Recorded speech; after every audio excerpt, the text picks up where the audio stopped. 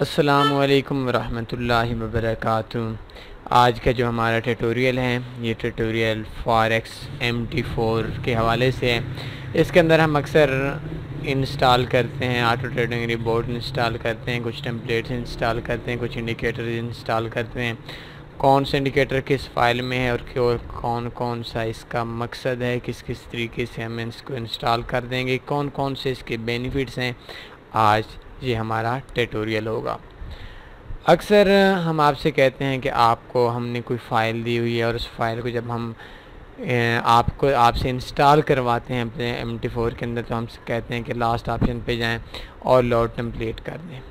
Load template जैसे ही आप करेंगे तो उसके बाद आपके जो भी सेटिंग वगैरह होगी, जिस तरह की सेटिंग वगैरह होगी, ये देखें ये अभी लोड टेम्पलेट कर दी, तो ये जो जिस तरह की भी हमारी सेटिंग थी वो सेटिंग आपके सामने आ गई।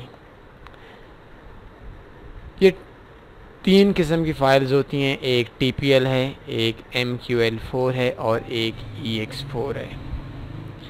TPL फ़ाइल क्या होती है? TPL फ़ाइल असल में टेम्पलेट्स होती हैं, टेम्पलेट्स। ये देखें,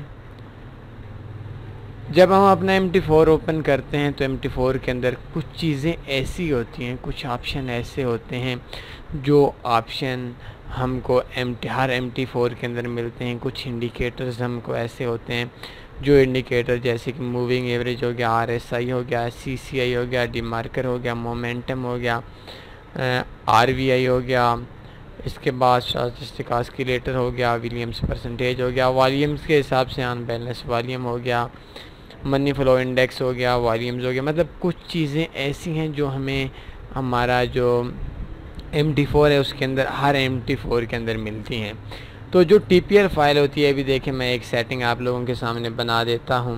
तो ये एक मिनट, ये देखें, वैसे तो जो इसका कलर है ये ब्लैक कलर है और कलर के अलावा हमारे पास कुछ ऑप्शन भी आ रहे हैं। तो इसके अंदर हम कुछ सेटिंग चेंज कर लेते हैं। इसके अंदर हम कलर चेंज कर लेते हैं, इधर वाइट लिख देते हैं, नीचे ब्लैक लिख देते हैं।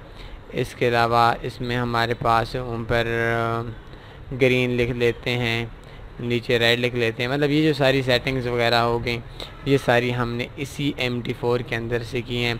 कोई चीज़ हमने बाहर से इधर नहीं लेकर आए।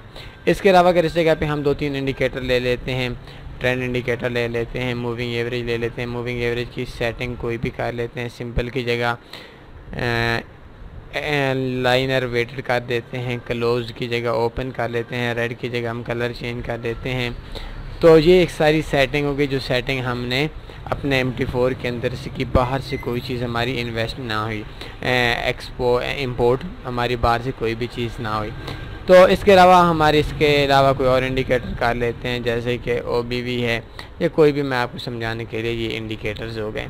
अब देखें कि अगर इन इंडिकेटर्स पे एक स्ट्रेटजी बनती है, तो हम किसी बंदे को कोई चीज़ जब हम समझाते हैं तो बात समझाते समझाते हमारा काफ़ी सारा टाइम लग जाता है कि आपने वहाँ से यहाँ जाना है, फ़लाँ से सेटिंग करनी है, फ़लाँ काम करना है। तो इसका सिंपल सी जो चीज़ है वो ये है कि इसके लिए हमने इधर आकर सेव टेम्पलेट कर देना है, और टेम्पलेट करने के बाद हमने इस जगह पे मैं कर देता हूँ सेव नाम लिख लेता हूँ।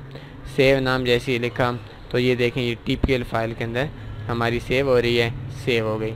अब इसको हम इधर से काट देते हैं। काट देने के बाद एक न्यू चार्ट ओपन करते हैं।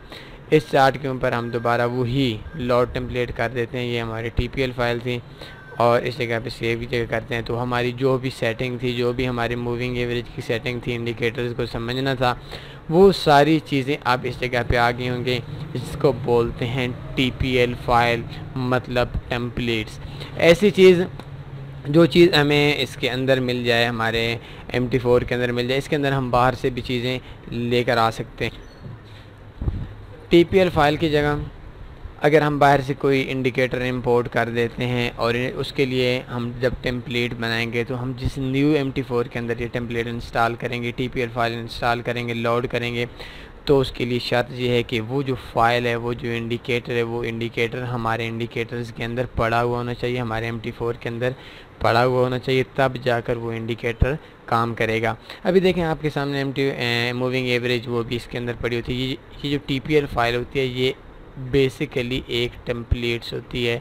टेम्पलेट में आप किसी भी चीज़ को इंस्टॉल कर सकते हैं, अपनी सेटिंग, जो चीज़ सेटिंग आप रखना चाहते हैं वो सारी सेटिंग आप इधर से रख सकते हैं। इसके बाद हमारी जो दूसरी चीज़ है वो है MQL4 फाइल। MQL4 फाइल जो होती है, MQL4 फाइल का मतलब ये एक ऐसी फ़ाइल जिसके अंदर हमारे मुख्तलिफ़ इंडिकेटर्स होते हैं, मुख्तलिफ़ किस्म की चीज़ें हमारे जो हमारे लोग एडिट करते हैं। जैसा कि MQL4 फाइल मैं आपके इधर से ओपन कर देता हूँ।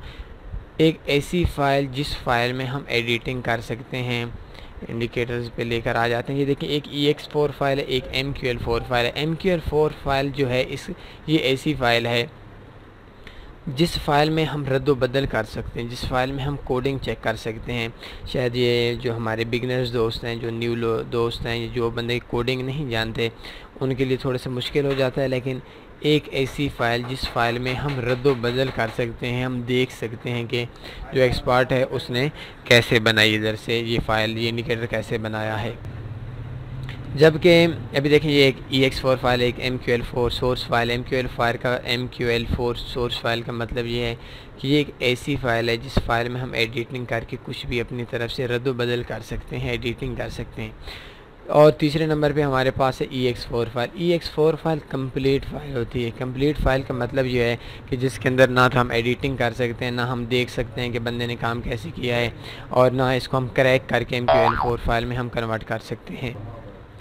अब दोबारा जो TPL फ़ाइल होती है, ये टेम्पलेट्स होती है। इस टेम्पलेट में आप किसी किस्म की आप सेटिंग बनाकर, अगर आप बाहर से इंडिकेटर्स भी लेकर आना चाहते हैं तो अपने इंडिकेटर लेकर आप अपने जो चाहते हैं वो सेटिंग करके आप इसको सेव कर सकते हैं। आपको टाइम की बचत हो जाएगी, आपको इतनी मेहनत नहीं करनी पड़ेगी, और उस मेहनत के सिलसिले में आप अपने जो टेम्पलेट्स है इसको लोड कर सकते हैं। MQL4 फाइल मैंने आपको बताया कि ये एक ऐसी फ़ाइल होती है जिसके अंदर हम एडिटिंग कर सकते हैं। EX4 फाइल हम एडिट नहीं कर सकते। जिस बंदे ने, जिस कंप्यूटर के अंदर जिस बंदे ने इस फाइल को बनाया, इस इंडिकेटर को बनाया, EX4 फाइल के अंदर कन्वर्ट कर दिया, इसको हम कन्वर्ट नहीं कर सकते। इसके अंदर हम देख नहीं सकते, कोई भी नहीं देख सकता कि उस बंदे ने किस तरीके से काम किया है। अब तीसरी चीज़ बिगनर्स के लिए स्पेशली तौर पर कि हम TPL, MQL4 या EX4 फाइल हम किस तरीके से अपने MT4 के अंदर ऐड कर सकते हैं। सबसे पहले तो आप देखें, आपने जहाँ से आपने डाउनलोड की है फ़ाइल, उधर से आप देखें कि आपकी फ़ाइल कौन सी है। TPL है, MQL4 है, EX4 है, किस फाइल के अंदर आपकी जो स्ट्रेटजी है, आपके जो इंडिकेटर दिया गया है वो किस फाइल के अंदर है। अगर TPL फाइल के अंदर है तो आपने इधर आना है, लास्ट नंबर पे लोड टेम्पलेट्स करना है, और लोड टेम्पलेट करने के बाद ये देखें, ये किंग सिस्टम है, फॉरेक्स, और ये MRINC फ्लोर, ये सारी TPL फाइल हैं। इन पर जैसे ही क्लिक करेंगे तो हमारी जो TPL फाइल है ये इधर से हमारी MT4 के अंदर 1 मिनट में इंस्टॉल हो जाएगी। अगर हमारे पास MQL4 फाइल है, ये EX4 फाइल है, तो इस जगह पे हमने फाइल पे आना है, ओपन डेटा फोल्डर पे आना है। MQL4 पे अगर इंडिकेटर है तो इंडिकेटर के इधर इंडिकेटर पे आना है। अगर हमारे पास ऑटो ट्रेडिंग रिपोर्ट है तो एक्सपोर्ट पे आना है। तो इस जगह पे आकर हमने, जैसा कि इंडिकेटर पे आकर इस जगह पे आकर हमने उसको पेस्ट कर देना है। जैसे हम पेस्ट करेंगे इसके बाद इसको बेशक ख़त्म कर दें।